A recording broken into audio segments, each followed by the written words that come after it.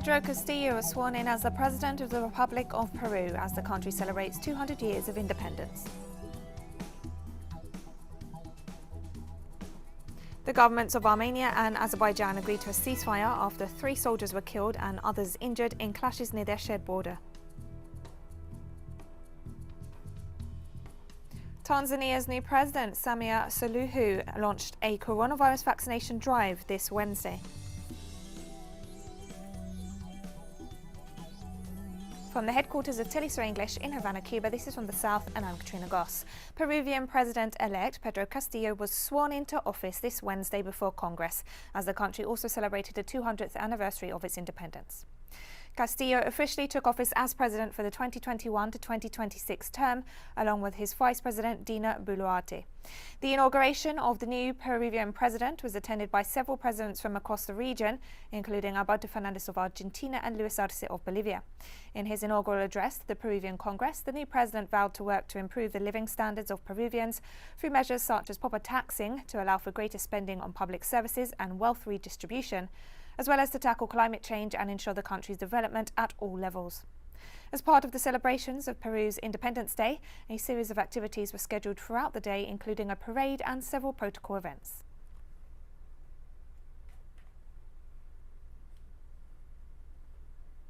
During his inaugural speech before Congress, Peru's new president, Pedro Castillo, offered a recount of the history leading to the state of the country today and vowed that his government would rule with and for the Peruvian people.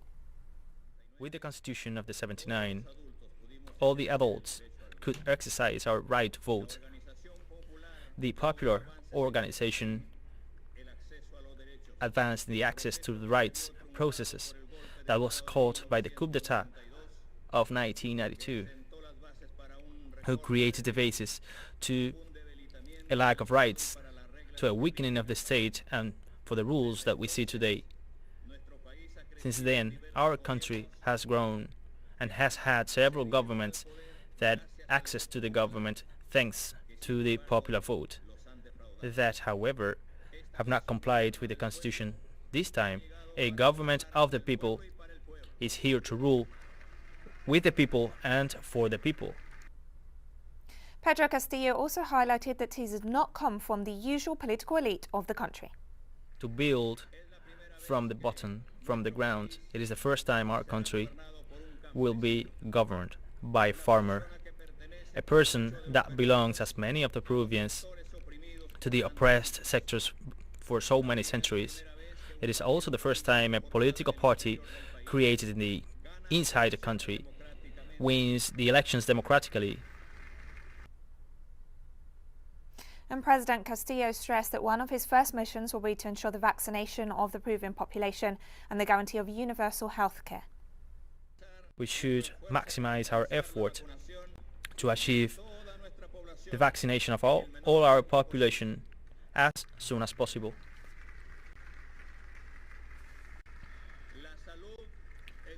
Health in our government will be a fundamental right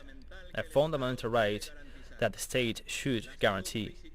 The physical and mental health should be the first priority of the government. We will have a universal system care, decentralized. We will prioritize primary medical attention to strengthen prevention. In Colombia, local authorities in a municipality of the northern department of Antioquia have declared a state of public calamity in the face of a lack of state support to attend to thousands of stranded migrants who are seeking to cross into Panama en route to the United States. The authorities of the town of Necloxi announced the measure as basic services collapse given the arrival of some 10,000 people to the area. Some 1,500 more people a day are expected to arrive as they seek to find their way onto onward transport to cross into neighbouring Panama. Local authorities have called on the national government to provide swift support to meet the needs of the vulnerable migrants as well as the local population and avoid an escalating humanitarian crisis.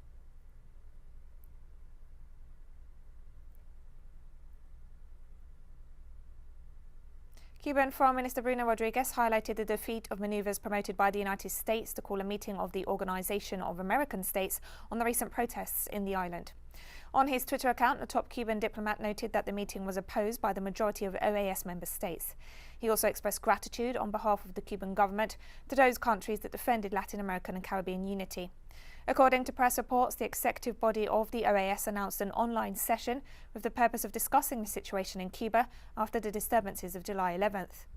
Cuban President Miguel Díaz-Canel described the move as shameful and part of the US campaign against the island, followed by its allies in the region.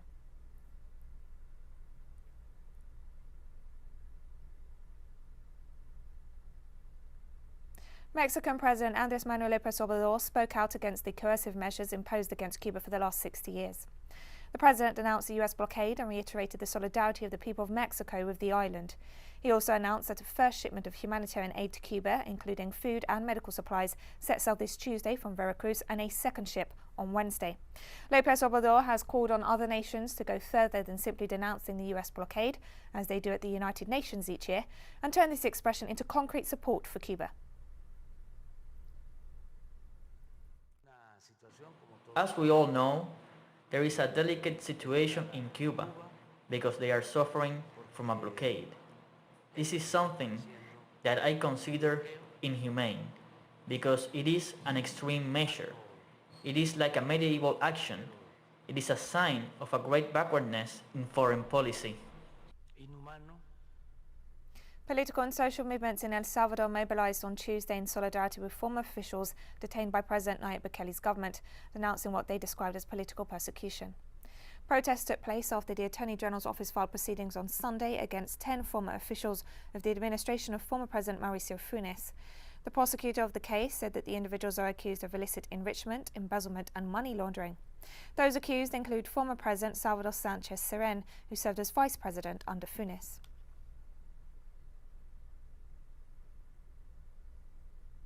Chile's Congress is advancing the discussion of the Equal Marriage Bill promoted by progressive forces of the country. The Constitution, Legislation and Justice Committee of the lower house continues pending debates with the utmost urgency. The president of the committee declared that they hope to have processed the bill in full by the end of the year. For its part, the homosexual movement of Integration and Liberation called on Congress members to speed up the process, considering it a historical debt of the Chilean state with same-sex couples and homoparental families.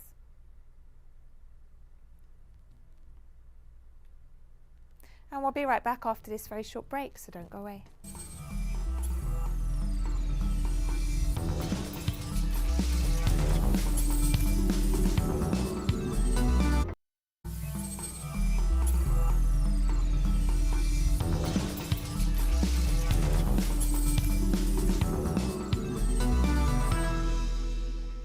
Welcome back to From the South. The governments of Armenia and Azerbaijan agreed to a ceasefire after clashes near their shared border. The truce was negotiated by Russia, an active mediator in the recent Nagorno-Karabakh conflict. According to reports, gunfire was exchanged between troops of Baku and Yerevan in the evening hours, leaving 3 Armenian soldiers dead and several wounded on both sides. Armenian authorities pointed out they are upholding their side of the agreement, and Azerbaijan reiterated its support for Moscow's initiative for peace.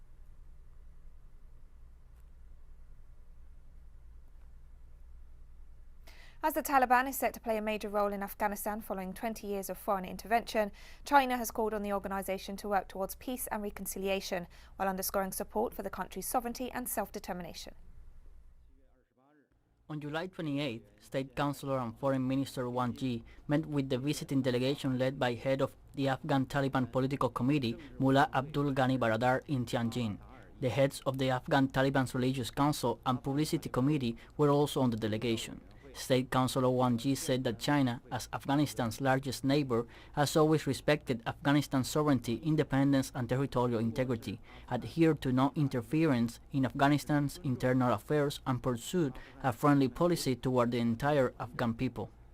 Wang Yi pointed out that the Afghan Taliban is an important military and political force in Afghanistan and is expected to play an important role in the country's peace, reconciliation and reconstruction process.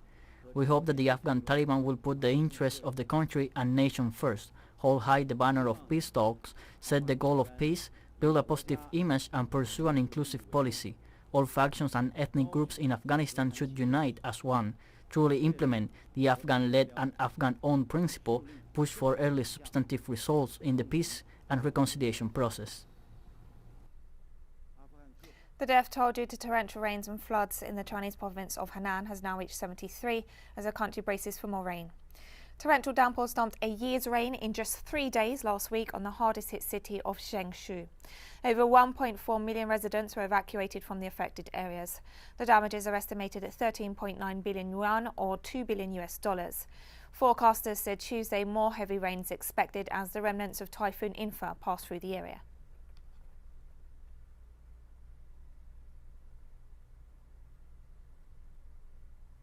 Scientists have concluded that natural disasters have increased drastically since 2019 due to increased carbon emissions resulting in the greenhouse effect.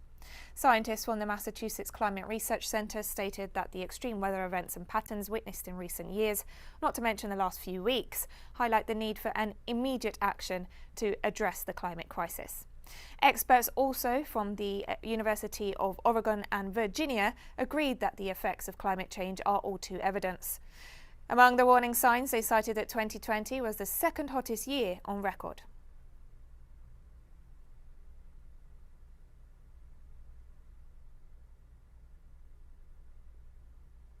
Wildfires are spreading through Russia's Siberian forests as the region sees a heat wave. The blazes have swept across almost 4 million acres of the Sakha Republic in the east of Russia. Smoke has affected residents in urban areas, while communities and rural outposts have seen the destructions of houses and livestock.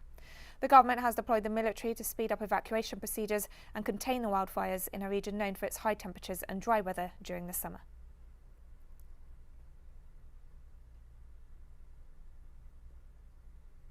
At least 8,000 people have been hospitalized in Japan in recent weeks as a strong heat wave hit the region.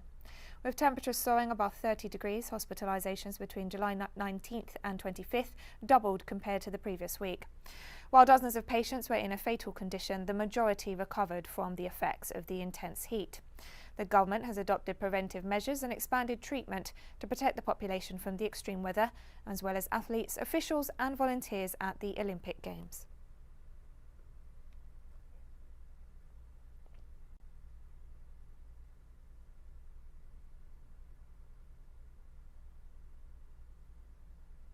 At least 2 people died and 7 were injured after a chemical leak at a plant in the US state of Texas on Tuesday. Officials reported that the incident involved a leak of acetic acid, a food preservative that's commonly used to make vinegar and can be flammable, at the Lyondell-Basel facility, the world's third largest producer of the acid. The substance can produce severe burns, is harmful if swallowed, toxic if inhaled and damaging to the skin. An investigation is underway to determine the cause of the incident.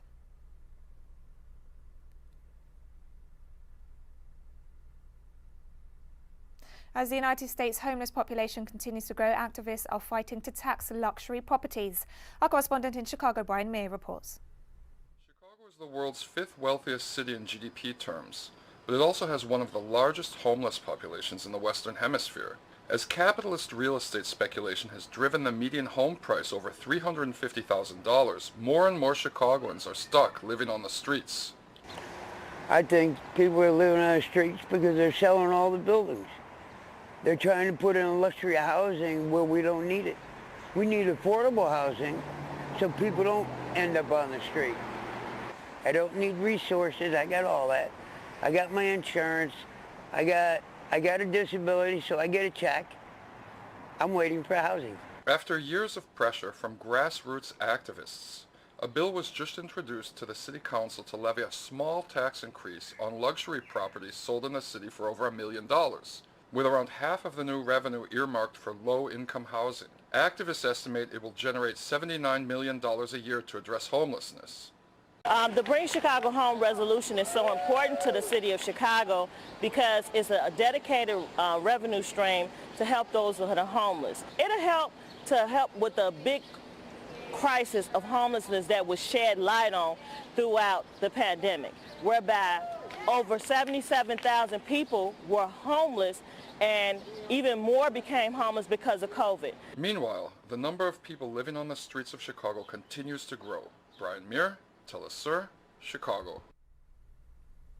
The Syrian government is working to ensure the safe return of all refugees despite ongoing Western-backed terrorist attacks.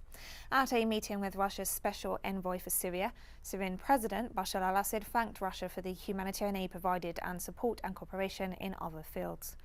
Damascus has repeatedly denounced that Western countries and their allies in the region are using Syrian refugees as a bargaining chip in order to justify interference in the country's internal affairs.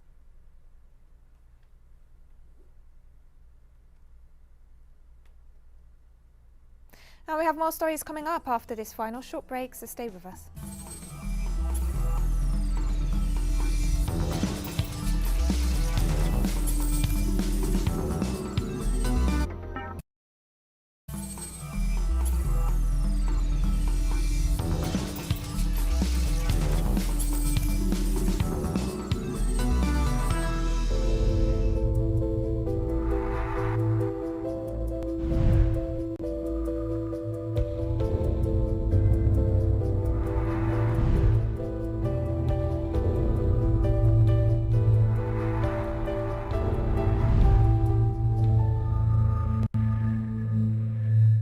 Welcome back to From the South. Tanzania's new president, Samia Suluhu, launched a coronavirus vaccination drive this Wednesday. The decision came as Tanzania became one of the last countries in the world to start inoculating its people, reversing the policies of its previous leader. Authorities in the East African nation had until recently resisted imposing measures such as mask wearing, curfews and lockdowns. Former President John Magufuli was one of the world leaders who dismissed the seriousness of the pandemic. Priority for vaccination will be given to special groups of frontline workers, the elderly and those with underlying diseases.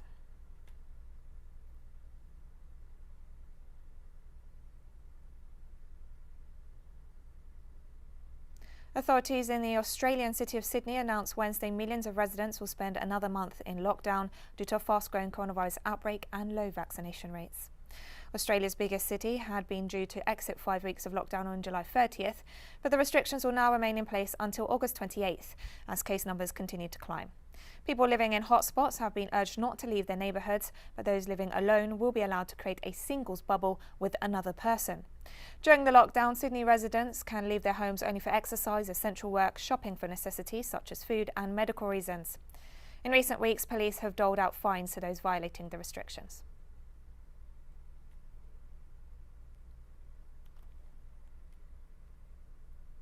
Let me make it very clear.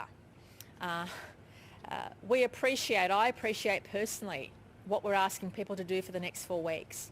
But it's because we want to keep our community safe and want to make sure that we can bounce back as quickly as possible. We are continuing to see cases of workplace transmission in those settings, in those critical illness industries.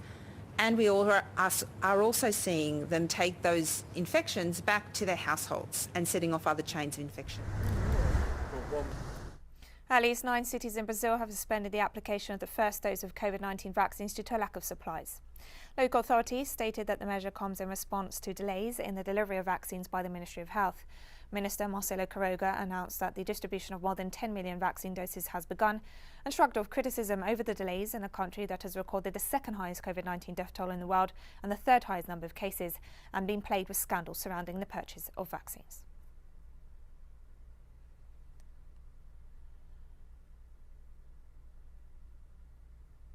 Argentina's government continues negotiations to secure COVID-19 vaccines. The health minister announced that deals have been reached with the US lab Pfizer, as well as the Chinese firm CanSino for millions of doses.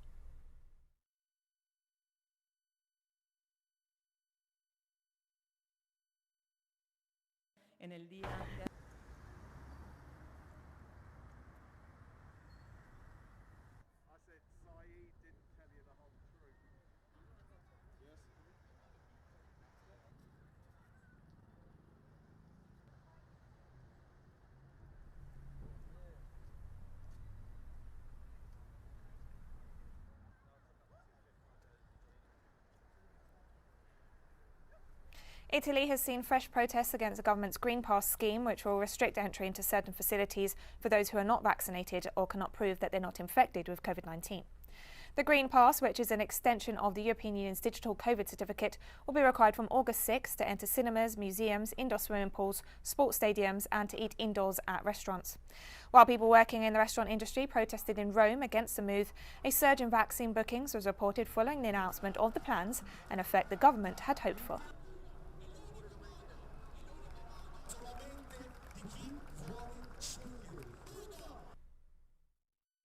What I'm saying is this measure necessary today? Is the provision of, let's say, a biosecurity state where you have to continually certify that you're not ill consistent with the rule of law? Taking into account the fact that with vaccination we say that it avoids serious illness but not contagion, what is the point of the Green Pass? And we're now going to go live to St. Lucia for the swearing-in of the new Prime Minister, Philippe J. Pierre. 2021.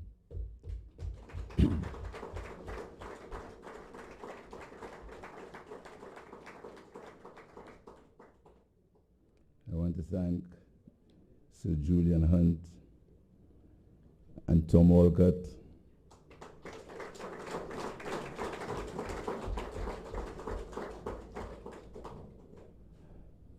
I also want to thank Dr. Kenny Anthony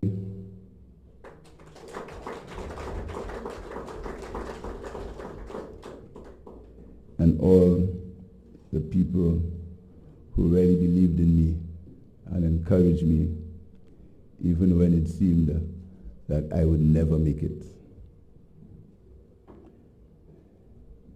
I want to mention Leo Clark of the St. Lucia Labour Party.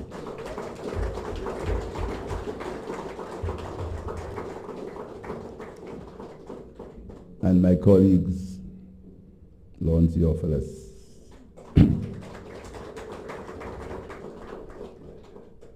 and the leadership of the St. Lucia Labour Party.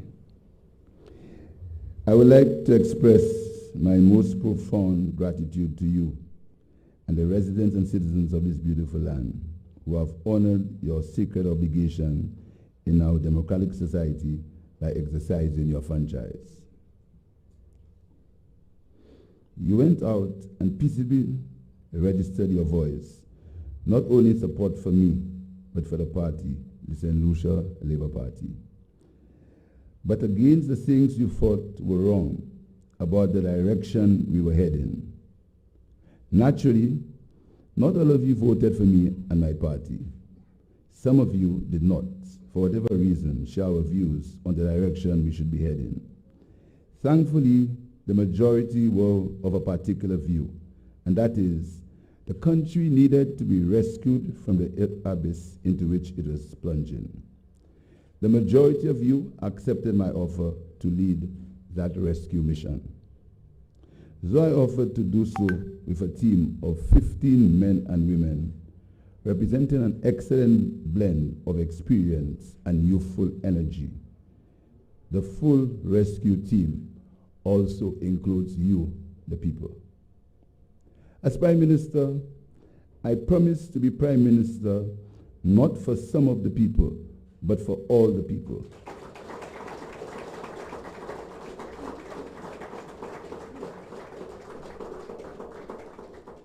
The St. Lucia Labour Party has won the general election. However, we now have to manage an inclusive, equitable, and just society. I believe that our island can be one where dignity of the human person is preserved and respected, where our citizens are treated equally and given the opportunity to grow and achieve their full potential, where the poor and less fortunate and vulnerable members of our society are protected and assisted by the government to achieve a decent quality of life, where human rights of all are guaranteed by the government to all citizens, where there is equal economic opportunity for all, and the resources of the state are used to benefit the majority of the people, since there can be no economy without people, where all citizens can discuss freely the economic, political, and social affairs in the country, free from political victimization and retribution, where our patrimony is respected and our environment preserved. In the coming days, I shall be announcing my cabinet of ministers to manage the affairs of the country. I ask all those serving on the boards and statutory bodies to prepare reports on their tenure so that there can be a smooth transition. My sisters and brothers, this is the start of a new beginning for our country. As your servant leader, I shall serve all the citizens of the country, regardless of their social class or station in life. The task ahead will not be easy, but together with my team of able and experienced men and women, we will deliver to the people of St. Lucia.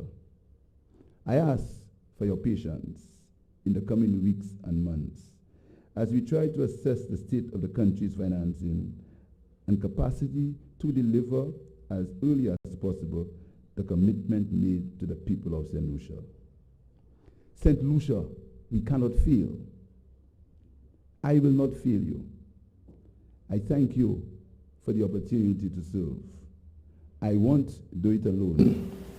I will seek the counsel of the wise. And if you stand firm with me, together we shall not fail. Allow me to end with a quote from Nelson Mandela. I learned that courage was not the absence of fear, but triumph over it. The brave man is not he who does not feel afraid, but he who conquers that fear. I reaffirm my pledge to put you, the people, first. Together, our island will prosper.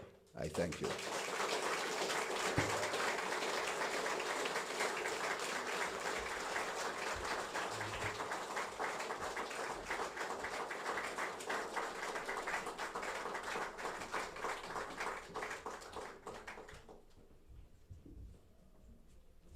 We thank our Prime Minister, Honorable Philip J. Pierre, for his very moving words. At this moment, I invite you all to stand for the singing of our national anthem.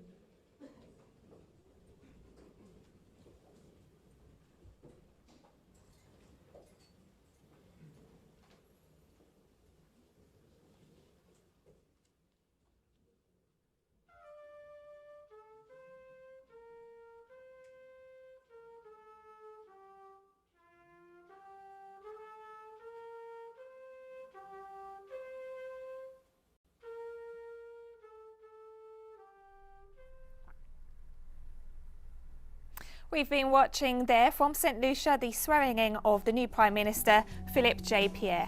And with that, we've come to the end of this news brief. Remember, you can find these and many other stories on our website at telesurenglish.net. You can also follow us on social media for all the latest news. We're on Facebook, Twitter, Instagram and Telegram.